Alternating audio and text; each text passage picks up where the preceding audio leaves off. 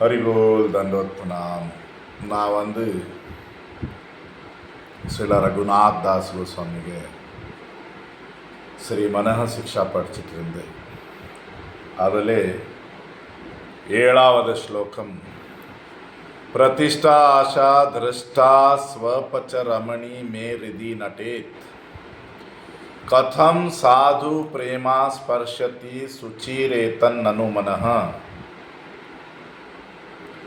சதா த்வம் சேவஸ்வ பிரபுதைத சாமந்தமதுலம் யதா தாம் நிஷ்காஷ்ய த்வரிதம் இஹதம் வேஷயதி சஹ. ஓ மனசே, எதுவரை நாய் சாப்பிடுது வேஷ்யை பெண்ணு, வேறு புகழ்ச்சிகள் ஆசை இதயத்தில் இருக்கோ, சுத்தமான பெண்ணான பிரேமம், கிருஷ்ண பிரேமம் நம்ம இதயத்தில் எப்படி வர முடியும்? அதுக்கு வேண்டியோ மனசே, நீ எப்போவுமே கிருஷ்ணருக்கு பிரதிநிதி, அனுபான பக்தன், கிருஷ்ணருக்கு என்ன சொல்றது, சேனாபதி. அவங்களுக்கு நிரந்தர சேவை பண்ணும்போதா இந்த கெட்ட பெண்ணை இதயம் விட்டு போய் சுத்த பெண்ணான பிரேமம் இதயத்தில் வர முடியும். இப்போ பக்தினோட் டாக்கூர் சொல்லிட்டு இருக்காரு, கப்பட்டம் விடும்போதா விட்டா கூட ஒரு வாட்டி பேரு புகழ்ச்சி ஆசை போவாது. இப்போ இன்னொன்று என்ன சொன்னால், அந்த பேரு புகழ்ச்சி ஆசை உள்ளவங்க அவங்களுக்கே தெரியாது உள்ளே அப்படி ஆசை இருக்குது சொல்லி. நான் நல்லவன் சொல்லி தான் நினச்சிட்டு இருப்பேன். இதுக்கு ஒரு உதாரணம் துரியோதனன். பகவான் ஸ்ரீ கிருஷ்ணர் திருதராஷ்டருக்கு சபையில் குருக்ஷேத்திர போருக்கு முன்னாடி பாண்டவருக்கு வேண்டி 5 கிராமங்கள் கேட்டாங்க. அவங்களுக்கு சத்திரியர் 5 கிராமம் கொடுத்துடுங்க சொல்லி. பட் திருதராஷ்டர் கூட பேசிகிட்டு இருக்காரு. அங்கே விதுரர், கிருபாச்சாரியா, துரோணாச்சாரியா, பீஷ்மர், பெரிய பெரிய ஆளுகள் உட்கார்ந்துருக்காரு. துரியோதனன் இடையில பேசிகிட்டு இருக்கான். நான் கூட சத்திரியன்னு, அவர் சத்திரியர் இருந்தால் போர் பண்ணிட்டு சரி. தர்மத்தின் பாதை பேசிகிட்டு இருக்கான் ஒரு டைப்பு. சத்திரியருக்கு இது வேணுச்சுன்னா போர் பண்ணிட்டியா, பிச்சை எடுத்துட்டு இருக்காங்க சொல்லி. பட் அது அவனுக்கு அகங்காரம், நான் நல்லவன்னு சொல்லி ஒரு பாவம். இது ஒரு உண்மையான பக்தன் எப்படி இருப்பான்? மாதவேந்திரபுரி பாதிக்க வேண்டி கோபிநாத் பாயசம் திருடு பண்ணாங்க. நைட்டு அவருக்கு பூஜாரி பாயசம் கொடுத்தா, சாப்பிட்டு நைட்டு அந்த இடம் விட்டு போயாச்சு. இன்னும் மக்கள் எனக்கு மதிப்பு கொடுக்கக்கூடாது, நான் பெரிய பக்தன் அந்த மாதிரி தான். இப்போ பக்தினோட் டாக்கூர் சொல்லிட்டு இருக்காரு, இந்த வேஷ்யை தனியாக ஆடமாட்டான், இதயத்தில் கூட கபட்டமும் இருக்கும். பேரு புகழ்ச்சி ஆசைக்கு கூட கபட்டமும் வந்து. இதில் வெளியில் வர என்ன பாதை? பணிவு. ಚೈತನ್ಯ ಚರಿತ್ರಾಮೃತ எழுதியிருக்காரு. சில கிருஷ்ணதாஸ் கவிராஜ் கோஸ்வாமி சொல்லிட்டு இருக்காரு, நான் ஜகாய் மதாயகை கூட கீழே உள்ளவனு, நான் மலத்தில் புழு போல இருக்கேன், இப்படியாவது தன் பார்த்து சொல்லிட்டு இருக்காரு. இப்போ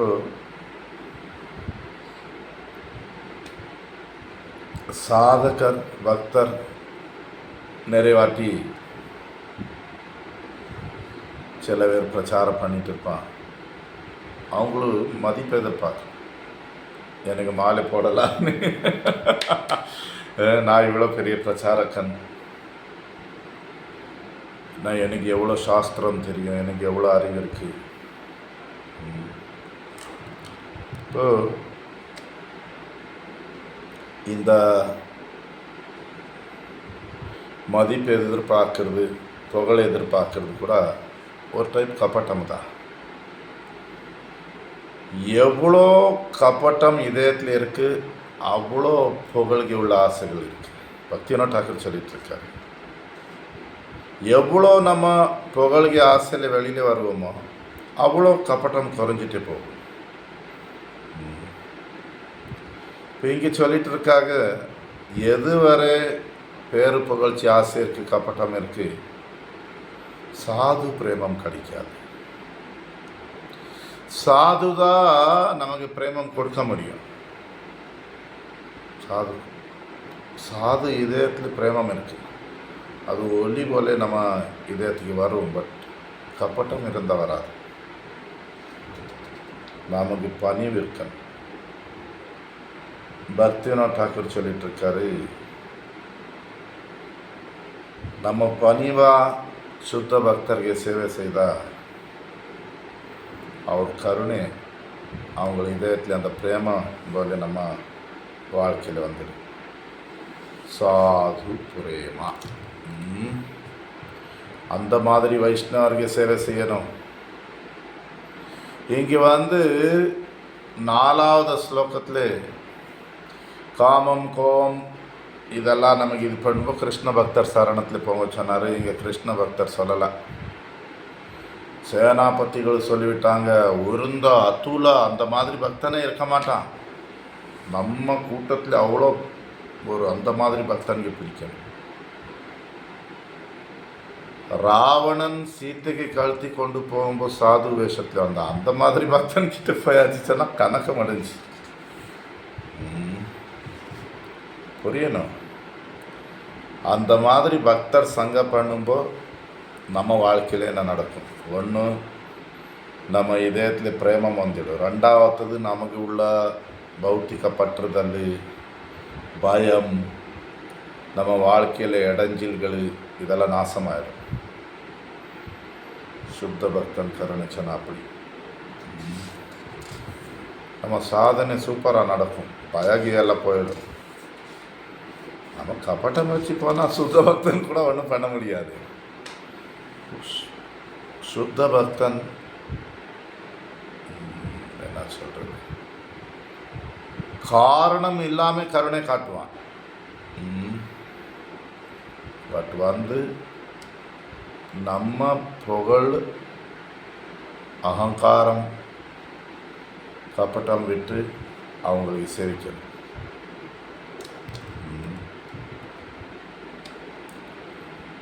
அவங்களுக்கு நமக்கு சுத்த பிரேமம் கொடுக்க முடியும்.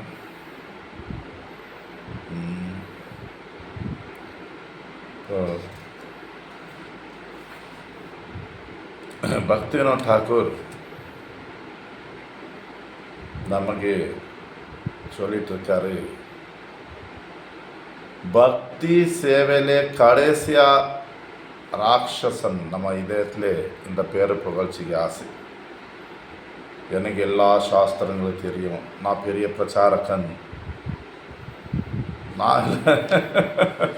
நான் எல்லாருக்கும் காப்பாற்றிடுவேன். சரிதான். சனாதன கோஸ்வாமி சொல்லிட்டு இருக்காரு ஹரிபக்தி விலாசத்தில், இந்த பேரு புகழ்ச்சி சொல்லி பெண்ணு நம்ம இதயத்தில் ஆடிட்டு இருந்தா எல்லா அனர்த்தங்களும் திரும்பி கொண்டு வந்துடும். ரகுநாத் தாஸ் கோஸ்வாமி சொல்லிட்டு இருக்காரு, எதுவரை பேரு புகழ்ச்சி ஆசை இருக்கு, சுத்த பிரேமம் நம்ம இதே தொடாது. பிரதிஷ்டா ஆஷா போனதுக்கு பணிவு, சுத்த பக்தர் சேவை ரொம்ப முக்கியம். இப்போ அந்த சுத்த பக்தர் சங்கத்தில் இருக்கும்போது தான் நமக்கு உண்மையான பக்தி என்ன, நம்ம யார், நம்ம கிருஷ்ணலீலையில் யார், இந்த மாதிரி எல்லா அறிவு வரும். முதல்ல பணிவு ரொம்ப முக்கியம். சில பக்திவினோத் டாக்கூர் கல்யாண கல்பத்தர் புக்கில் சொல்லிட்டு இருக்காரு, நான் ஒரு வைஷ்ணவன் சொல்லி எப்போ நினைப்பேனோ அப்போ நான் வேறவங்களை எனக்கு மதிப்பு கொடுக்கணும்னு சொல்லி நாம் பேரை புகழ்ச்சி ஆசை வந்துடும். அப்போ எதுவரை நான் ஒரு வைஷ்ணவன்னு சொல்லி நினச்சிட்டு இருக்கேன், பண்ணி வராது. நமக்கு இந்த மாதிரி அகங்காரமே இருக்கும். நான் வெங்காயம் பூண்டு சாப்பிடாம இருக்கேன், நான் நான்வெஜ் சாப்பிட மாட்டேன், நான் தனிப்பட மாட்டேன். எப்போவுமே சேவை சேவை சேவை. எந்த விதமான பேரு புகழ்ச்சி ஆசை இருக்கக்கூடாது. இந்த அகங்காரம் ரொம்ப மோசமானது.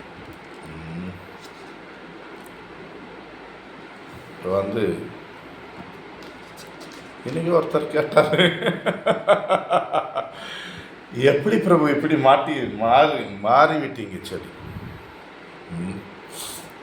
இந்த வருஷம் 12 to 15 கண்ட்ரிஸ் வேறு நாடு போகணும்னு சொல்லி இருந்தது. நேற்று கூட மலேசியாவில் ஃபோன் வந்தது, எப்போ வந்துட்டு இருக்கீங்க? நான் வரல சொன்னேன். அகங்காரம் நல்லதல்ல, பேரு புகழ்ச்சி ஆசை. நான் சொன்னேன் 0 முதல் வாழ்க்கை தொடங்கிருக்கு. 0 சரி, நம்ம ஆச்சாரியர் புக்கு படிக்கணும், அவ்வளோதான். காலமே எழும்புறது, உடம்பு நல்ல இல்லை, வாக்கிங் போகிறது, சமையல் டெய்லி 3 வாட்டி சமையல் பண்ணுறது, பகவானுக்கு ஆர்த்தி பண்ணுறது, துளசி பூஜை பண்ணுறது. ஒரு புது பக்தர் ஃபோன் ஒன்றுமே கிடையாது. ஃபோன் எவ்வளோ பேசிகிட்டு இருந்து, இப்போ ஃபோன் சவுண்டு கூட வராது. 0 ஆகிடணும், புல்லு போல ஆகிடணும். எல்லோரும் சவுட்டி போங்க, உங்களெல்லாம் பெரிய பக்தர், நமக்கு ஒன்றும் தெரியாது. இது ஒன்று மன சிக்ஷா இல்லை ஏதோ ஒன்று. இதுக்கப்புறம் பிரேம பக்தி சந்திரிகா படிக்கணும் ஆசை, வேறு எந்த இது கிடையாது.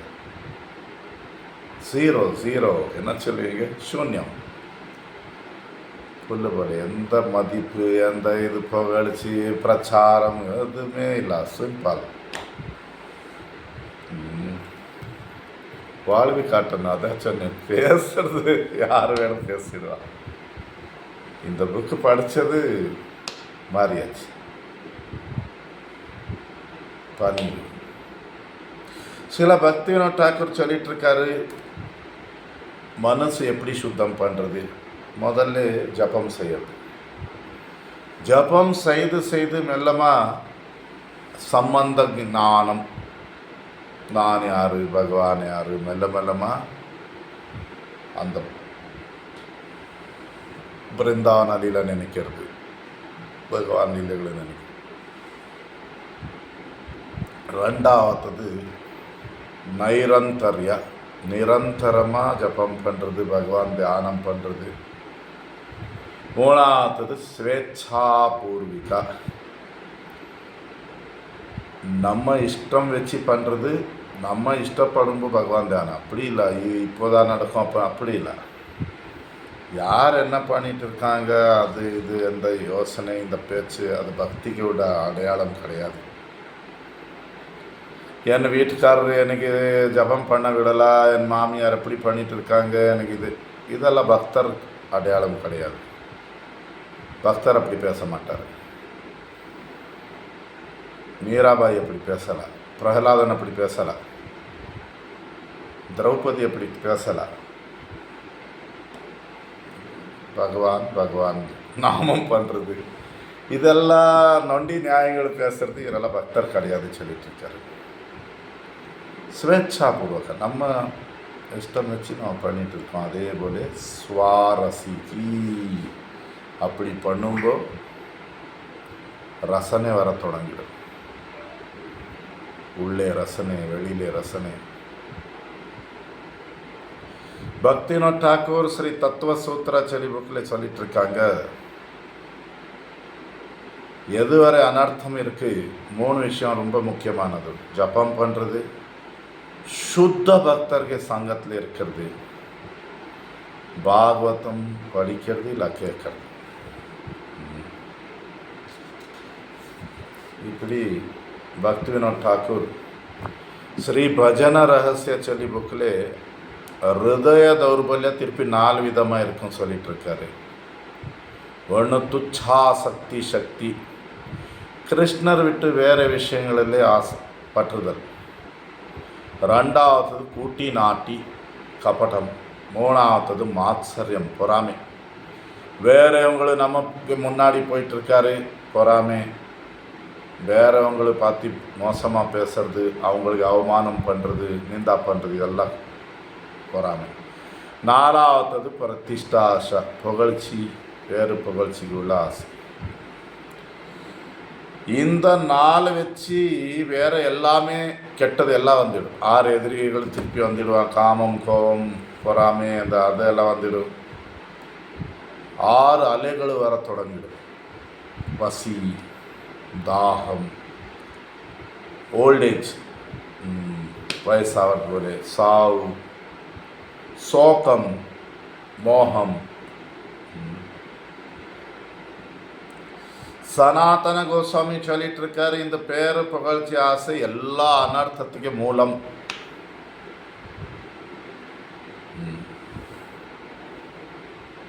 சனாதன கோஸ்வாமி சொல்லிட்டு இருக்காரு, இது மலம் போல இருக்கு சொல்லி, பேர் புகழ்ச்சிக்கு ஆசை மலம் போல இருக்கு. பிரபுபாத் சில பக்தி சித்தாந்த் சரஸ்வதி கோஸ்வாமி டாக்கூர் வேற மலமல்லா பன்றிக்கு உள்ள மலம் சொல்லிட்டு இருக்காங்க. கவி கருணபுர கோஸ்வாமி சைத்தன்ய சந்திரோதய நாடகத்தில் சொல்லிட்டு இருக்காரு, இந்த ஒரு தோஷம் எல்லா தோஷங்களும் கொண்டு வந்துடும். இந்த பேரு புகழ்ச்சி ஆசை உள்ள மக்கள் வைஷ்ணவர் அபராதம் பண்ணுவாங்க, வைஷ்ணவ நிந்தா பண்ணுவாங்க, வைஷ்ணவர்லே தவறுகளை தேடிட்டு சந்தோஷப்படுவாங்க. பட் உண்மையாக வைஷ்ணவனு பணிவாக இருக்கணும். அதுக்கு வேண்டி சனாதன கோஸ்வாமி சொல்லிட்டு இருக்காரு, இந்த பேரு புகழ்ச்சி சொல்ல மலம் தொடாதுங்க, பணிவாக போய் சேவை பண்ணுங்க. சேவை பண்ணும்போது கருணை கிடைக்கும், பிரேமம் கருணை வச்சு கிடைக்கும். இப்போ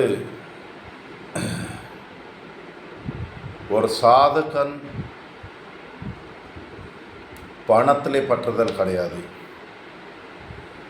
இந்த உலகத்தின் அறிவிலே ஆசை கிடையாது, எங்கேயுமே சொத்திலே பற்றுதல் கிடையாது,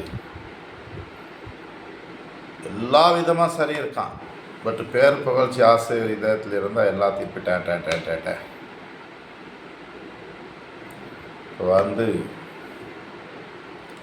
ரொம்ப கவனமாக இருக்கணும். நான் சொன்ன இந்த பேரு புகழ்ச்சி காசு எப்பவுமே இருக்காது, திடீர்னு வரும்.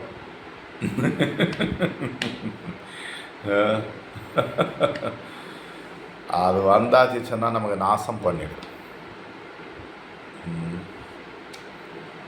அதுக்கு வேண்டி நம்ம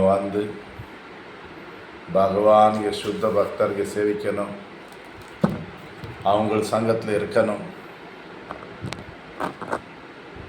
ஜபம்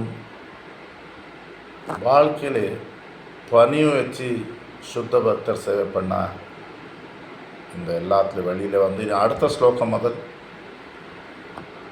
பிரேமம் வாழ்க்கையில் எப்படி கொண்டு வருது அதுக்கு பார்த்து தான் இருக்குது. குறைகளெல்லாம் முடிச்சிட்டு இருக்காரு. ஹரி கோவில் தண்டவத்னா.